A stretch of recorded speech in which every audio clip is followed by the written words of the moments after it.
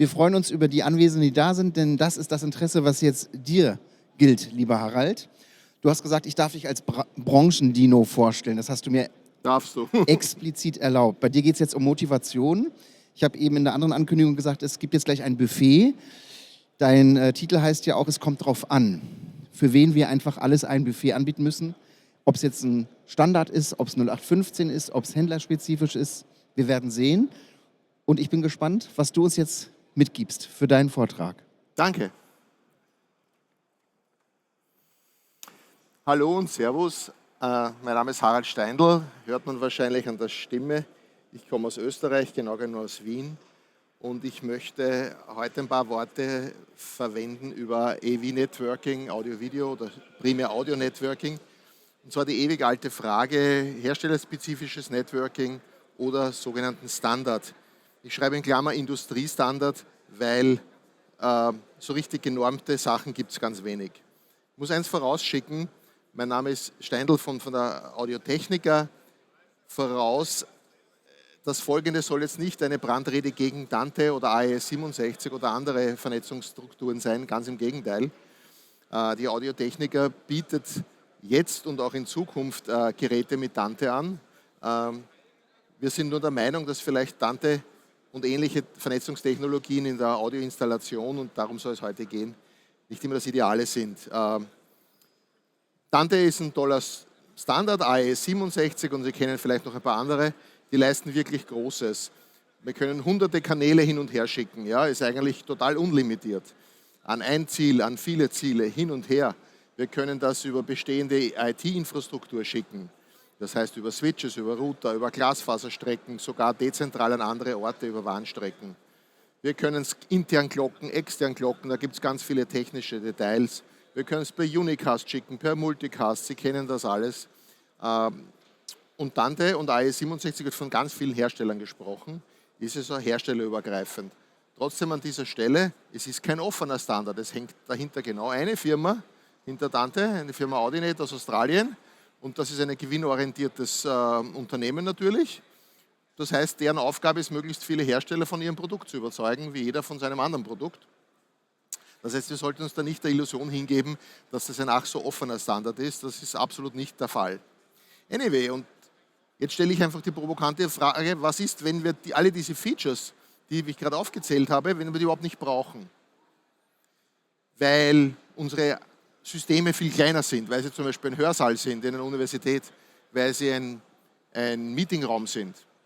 Wenn es eben nicht eine Oper ist mit hunderten Kanälen, wenn es nicht ein Festival ist mit 20 Bühnen. Wie kriege ich das kleiner? Wenn ich aber stattdessen vielleicht andere Anforderungen habe, wenn ich Anforderungen habe, die ganz woanders liegen, also nicht die maximale Qualität, die maximale Anzahl von Kanälen und maximale Ziele. Weil bekanntlich ist ja nicht jede Anwendung riesengroß. Nennen wir es einmal. Jetzt sagen wir mal, wir schicken nicht hunderte Kanäle durch die Gegend, sondern vielleicht so 5, 10, 15, 20, maximalsten 30. Wir schicken es auch nicht quer über einen ganzen Universitätscampus, sondern vielleicht nur von einer Ecke vom Raum in den anderen Raum. Oder wie es im Meetingraum so oft ist, von der Decke runter, von dem Deckenmikrofon runter in das Rack. Sehr oft sind das reine Punkt-zu-Punkt-Verbindungen. Von hier nach dort. Ganz wichtig, auch organisatorisch, wer aus der Systemintegration kennt, in vielen Unternehmen ist die Werks-IT ganz stark. Ja, sobald ihr Netzwerkkabel riecht, müssen sie sofort sich selber einbringen. Ja. Das geht nur über mich und nur über meine Switche und meine Infrastruktur und du schon gar nicht und überhaupt, das ist ganz schwierig. Aber eigentlich ist das Kabel selbst, dieses berühmte CAT-Kabel da mit ER45-Stecker, ist schon cool. Ne? Es kostet nichts, kann ich fertig kaufen um 2,50 €, ist alles fertig. Das ist toll und vielleicht möchte ich gar nicht einen Switch haben, wo ich da verteile, sondern einfach sagen, vom ersten Gerät zum zweiten, zum dritten, zum vierten und dann bin ich schon wieder fertig. Bleiben wir bei unserem Beispiel, so ein Seminarraum, ein Hörsaal, das ist jetzt nur ein Bild, wie sowas aussehen könnte, aber Sie kennen das sicher auch in einem im Klassenzimmer zum Beispiel, in einem Trainingsraum. Da ist sehr oft eben dieses klassische Deckenmikrofon, das es natürlich von Audiotechnica gibt, sonst würde ich es nicht erwähnen. Das ist irgendwo an der Decke und unten im Rack ist der Rest von der Anlage. Und wir wollen eigentlich nur das da oben mit dem da unten verbinden. Mehr brauchen wir eigentlich nicht.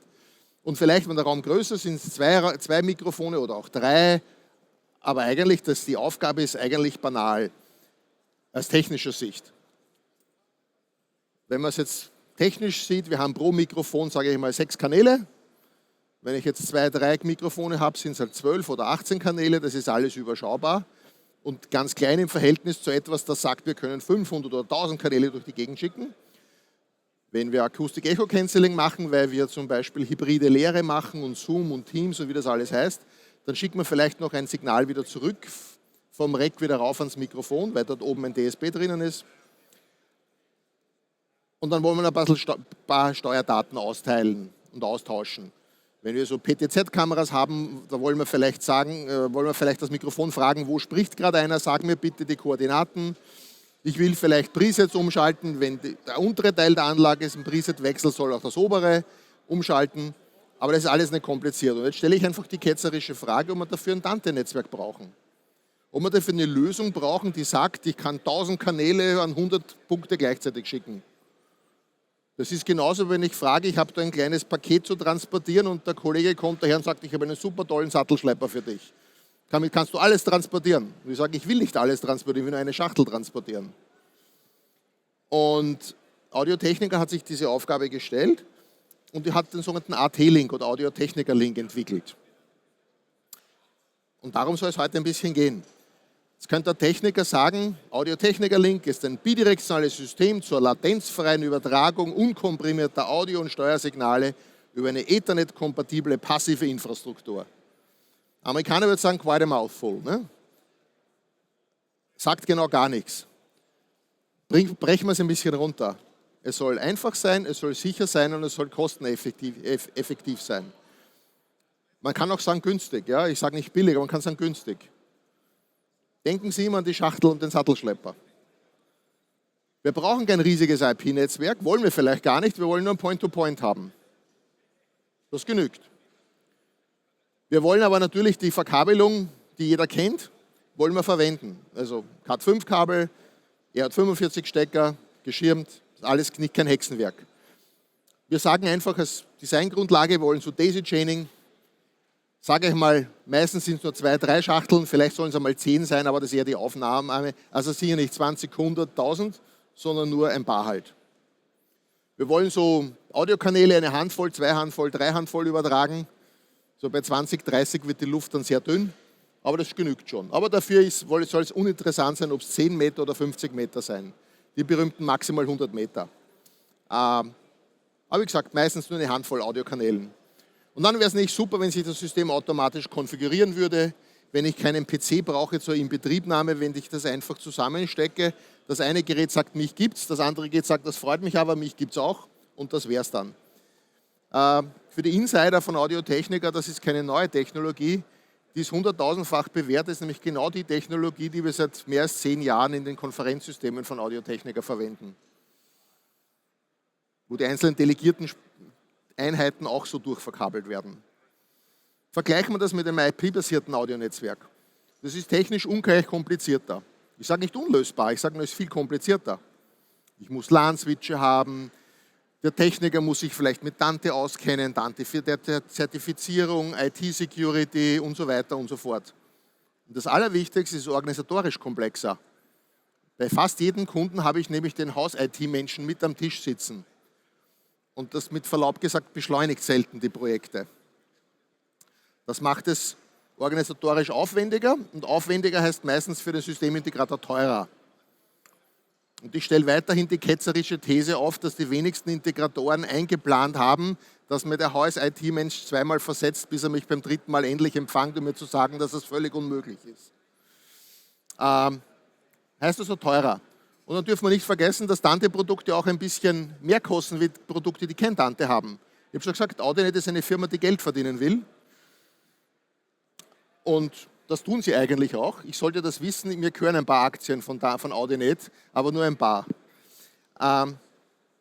Wir kämpfen also gegen Overkill und sagen, wir brauchen gar nicht so riesige Systeme, wir brauchen nur ein kleines System. Lange Rede, kurzer Sinn, Audio-Technica-Link soll eine Alternative sein. Nicht mehr, nicht weniger. Wenn Dante und ähnliche Audio-Video-Vernetzungssysteme ihre Vorteile ausspielen, sind wir schon längst wieder draußen. Und umgekehrt. Und darum geht es heute. Man darf auch einmal über das Geld reden. Ich vertrete hier einen Hersteller, Und dieser Hersteller hat die Eigenart, beinhart zu kalkulieren, ohne politische Preise zu machen. Audiotechniker sind Japaner, die haben es nicht so mit politischen Preisen. Was es kostet, das kostet es. Wir haben so ein Deckenmikrofon, das kostet mit Dante 2.807 € Listenpreis. Das gleiche mit Audiotechniker Link kostet 22% weniger.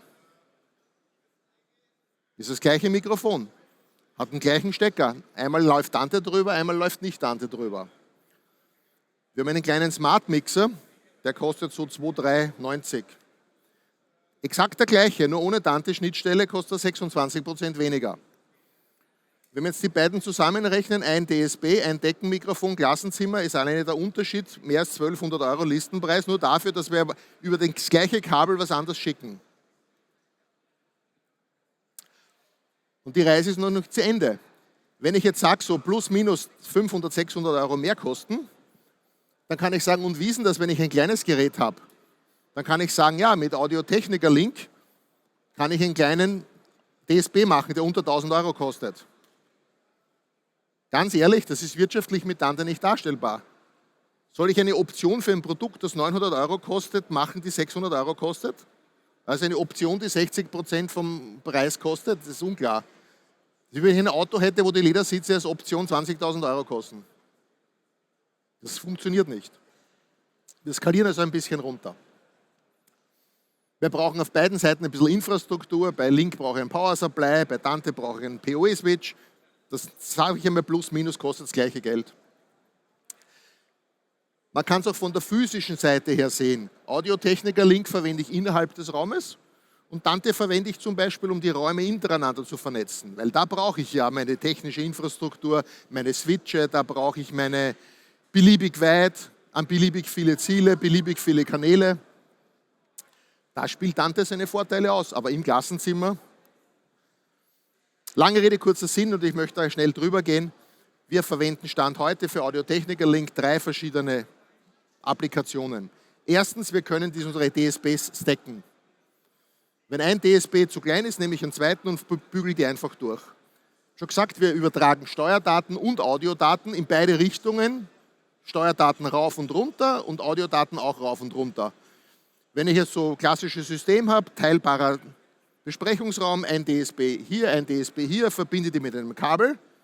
Auch wenn es hier nur ein paar Zentimeter aufgezeichnet sind in der Grafik, es können ja 100 Meter sein. Und den Rest kann ich dann sogenannt in Software machen. Ich erspare Ihnen die ganzen Details. Zweitens, was ich eingangs erwähnt habe, Anbindung externer Audiotechniker-Geräte. Zum Beispiel die berühmten Beamforming Ceiling Mikrofons. Da kommen 8 Kanäle runter maximal. Wir haben Voice Lift eingebaut, wir haben einen Automatikmixer eingebaut, damit will ich Sie gar nicht lange langweilen. Wir haben einen AEC-Referenz, weil wir ja einen DSP eingebaut haben. Und wenn ich das schon alles so hübsch beieinander habe, dann kann ich mit mehreren von diesen Mikrofonen auch ein Rudel bilden. Ich kann sagen, ich schleife da oben 3 Mikrofone durch, aber das sage ich niemand, weil das ist alles eins. Also ich brauche dann unten weiterhin nur einen kleinen DSP, weil der kleine DSP herunten glaubt, dass oben nur ein Mikrofon ist. Dass da aber oben 3 Brüder sind, die sich gegenseitig abgesprochen haben und sagen, wir tun jetzt so, als wären wir nur eins, ist eine Nebenerscheinung. Technologisch ganz andere Dinge wären zum Beispiel so ein 8-Kanal-Empfänger. Sie kennen alle einen Access Point, Wireless LAN Access Point. Ein Kabel und beliebig viele Smartphones, PC dran. So etwas Ähnliches machen wir im Funkmikrofonbereich. Wir haben einen Access Point. Dieser Access Point ist ein 8-fach Mikrofonempfänger. Zero Rack Space, im Rack sehen Sie den gar nicht. Da kommt ein, der ist an der Decke und da kommt ein Linkkabel runter und da schickt man 9 Kanäle. 8-mal einzeln und einmal eine Summe, weil wir die vielleicht zusammenmischen wollen. Und ein bisschen Daten tauschen wir auch noch aus. Das sieht dann beispielsweise so aus. Das ist der Access Point, das ist ein Wireless Mikrofonempfänger für 8 Kanäle. Einmal rein, einmal raus. Ich habe schon gesagt, wir können weiterschleifen. Wenn ich nicht 8 Mikrofone brauche, sondern 16, nehme ich einen zweiten Access Point, nehme ein Patchkabel und stecke das daneben hin. Und die dritte Applikation ist quasi Audiotechniker Link ohne Audio. Da haben wir nur den Steuerdatenkanal. Wir schicken also nur Steuerdaten hin und her. Da gibt es dann die berühmten kleinen Wandtableaus, wo ich sagen kann, Quellenwahl, Lautstärke, die üblichen kleinen Geschichten. Stand heute, für die Techniker unter Ihnen, jeder unserer Smart Mixer hat 2 von diesen Ports. An jedem dieser Ports können wir bis zu 10 Deckenmikrofone anschließen. Heißt jetzt im Umkehrschluss, ist völlig egal, ob das ein großer oder kleiner Raum ist, wenn wir diese Deckenmikrofone verwenden, können wir die fast beliebig skalieren. Wir können bis zu 7 von diesen Access Points da verwenden, also bis zu mehr als 50 Wireless-Mikrofonkanäle über so ein Kabel drüber schicken. Inklusive Spannungsversorgung natürlich. Patchkabel rauf, durchschleifen, fertig, aus, Ende. Und wir können ein paar von diesen Wall-Controllern anhängen. Das müssen Sie quasi immer mit 2 multiplizieren, weil wir haben ja gesagt, 2 von diesen Ports gibt es an jedem Automatikmixer von uns. Daraus ergeben sich ganz banal ein paar Vorteile. Dadurch, dass wir innerhalb unseres Systems bleiben, können sich die vorhandenen DSP-Ressourcen gut untereinander absprechen. Signalprocessing im Smart Mixer im Rack, Signalprocessing im Deckenmikrofon und nachdem dazwischen eine proprietäre Leitung ist, kann man da schöne Tricks machen. Wer macht wann was? Heißt jetzt für die Praktiker, selbst im größten Hörsaal kann ich den kleinen DSP nehmen, den ich sonst nur im Klassenzimmer verwende. Schon angedeutet, wir können im Wireless Receiver können wir zusammenmischen, dass wir zum Beispiel, wenn wir ganz viele Funkmikrofone haben, gar nicht so viele Kanäle auf dem DSP haben. Wenn ich zum Beispiel 40 Delegierte habe, die immer nur abwechselnd sprechen, weil das so eine Konferenz ist. Als Beispiel. Und dann gibt es noch gleich, ob Software gut ist. Wir können alle Kanäle, die auf diesem Booster drauf sind, werden beinhart intern gemischt. Wenn wir zum Beispiel so eine Recording-Software machen wollen, dass wir einfach alles mitschneiden, just in case, dann schicken wir das einfach auf diesen einen Bus und es müssen wir gar nicht darum kümmern, wie viele Mikrofone da dran sind, welche Deckenmikrofone, welcher Typ, ist komplett egal. Alles, was auf dieser Leitung passiert, kommt auf einem Kanal. Und den schicke ich zum Beispiel auf einen Rekorder. Als Beispiel. Wie sieht das in der Praxis aus? Ich möchte Sie nicht langweilen damit. Ich habe schon gesagt, Auto Plug and Play, Auto Discover. Das heißt, sobald ich das anstecke, im System erscheint hier in dem Fall mein Deckenmikrofon und zeigt mir meine 7 Kanäle an.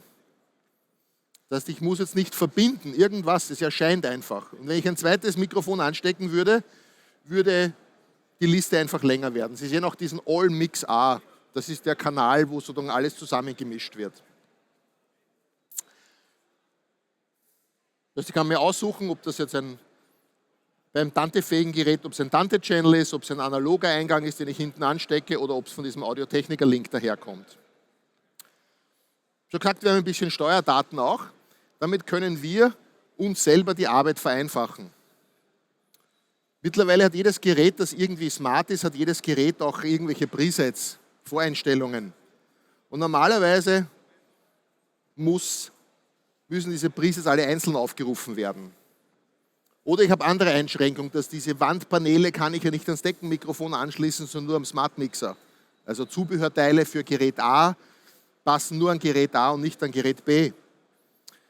Wenn ich das zum Beispiel jetzt an externe Mediensteuerungen übergebe, dann habe ich das Problem, oder der andere hat meistens das Problem, dass er ganz viele einzelne Geräte steuern muss.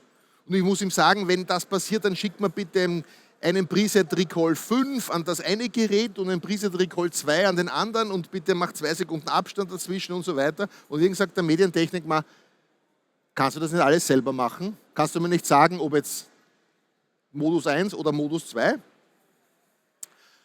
Daran haben wir gedacht. Wir haben einen sogenannten Preset-Link.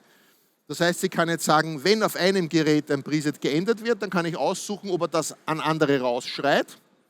Und bei jedem anderen Gerät auf dieser Liste kann ich mir noch aussuchen, ob der darauf hört. Und damit kann ich sehr flexibel sein und unabhängig von der vorhandenen physikalischen Infrastruktur eine logische Infrastruktur aufziehen und zum Beispiel das Thema Mediensteuerung dramatisch vereinfachen. Und vereinfachen heißt auch immer, dass es einfacher in der Wartung ist und wahrscheinlich auch kostengünstiger ist. Erlauben Sie mir zusammenzufassen. Link ist keine Alternative, kein Mitbewerb zu Tante und Co., sondern einfach eine zusätzliche Option, die auch wirtschaftlich ist bei kleineren Kisten, weil ich nicht diesen Sockelbetrag habe. Das macht ja in unserer Welt nur dann Sinn, wenn ich nicht 1 oder 2 Kanäle habe, die es auch bei Audi nicht recht billig gibt, sondern wenn ich nur 16, 20, 30 Kanäle habe. Da wären kleine Geräte dann plötzlich unheimlich teuer. Als Technologie muss man sagen, das ist relativ günstig. So günstig, dass wir zum Beispiel keine Geräte anbieten, die keinen Link-Port haben in dieser Kategorie. Es würde nicht viel billiger werden, wenn wir den weglassen. Darum machen wir es gleich rein. Für die Anwendung ist er leistungsfähig genug. Wir übertragen 25, 30 Kanäle, wir übertragen Steuerung. Das machen wir über 100 Meter Kabel. Im Endeffekt senken wir damit die Projektkosten. Die Kosten für die Hardware, habe ich schon gezeigt, aber auch die Projektkosten insgesamt. Und zwar teilweise signifikant. Aktuell haben wir 2 Smart Mixer, ein Ceiling-Mikrofon und ein 8-Kanal-Receiver, das ist noch nicht so allzu viel, ein Wandbedientableau, aber kleiner Spoiler, die nächste ISE ist ja schon bald. Und da könnte es durchaus sein, dass es neue Produkte gibt. Zusammenfassend, Audio-Technica will intelligente Produkte bauen und zwar wirklich für die Praxis.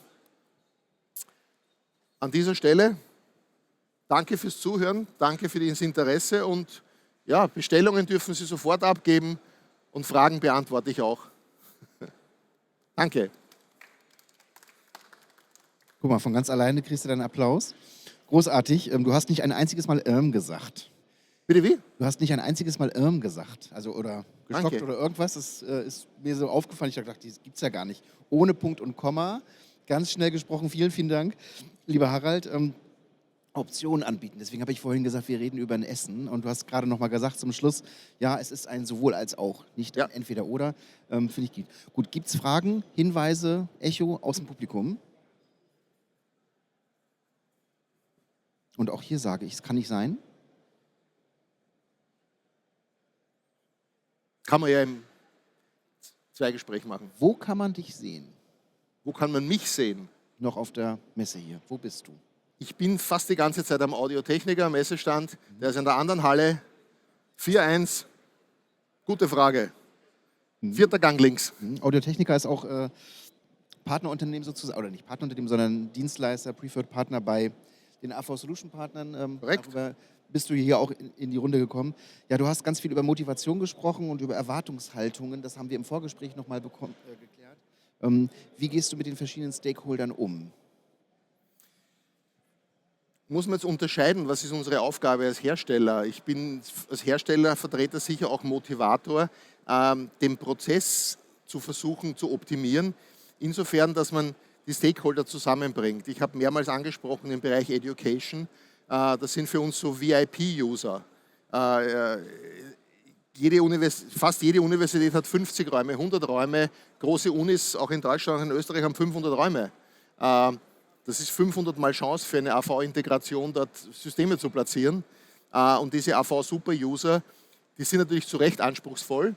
Und da geht es um viel mehr, ob das eine Mikrofon jetzt 100 Euro mehr oder weniger kostet. Man denke nur an andere Produkte wie IT oder sowas. Da gibt es strategische Entscheidungen, da gibt es Rollout-Pläne. Und meine Aufgabe, auch innerhalb des Unternehmens, ist sozusagen da ein professioneller Partner zu sein, auch für den lokalen Integrator, um zu sagen, gehen wir mal 2 Schritte zurück. Und reden wir nicht über einen Raum, sondern reden über jetzt, wie könnte die Universität sich weiterentwickeln. Thema zum Beispiel hybride Lehre war für ein paar Jahre ein Riesenthema. Mittlerweile ist VoiceLift ein Riesenthema, zum Beispiel. Ja, umso schöner, dass du sagtest, einfach, sicher und kosteneffektiv und nicht einfach, sicher und günstig oder billig. Natürlich, weil